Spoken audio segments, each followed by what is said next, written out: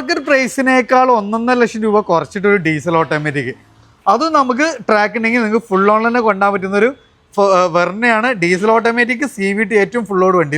Price പറഞ്ഞാണെങ്കിൽ SX automatic ആണ് വണ്ടി 1.6 price വന്നിട്ട് 4,95,000 രൂപ. പിന്നെ വാഗ്നറിന്റെ പ്രൈസിനാണ് കൊണ്ടുപോകാം. അതെ അതെ 2016 മോഡൽ വാഗ്നർ കൊടുക്കണേ അല്ലെങ്കിൽ സ്വിഫ്റ്റ് കൊടുക്കണേ എത്ര വില കൊടുക്കണം? ഇത് CVT ഓട്ടോമാറ്റിക്, അത് 85,000 കിലോമീറ്റർ. പെട്രോൾ അല്ല ഡീസൽ. ആകെ ഒരു ഡ്രോബാക്ക് പറയാനുള്ളത് 2-3 ഓണർഷിപ്പ് കൂടുതലാണ്.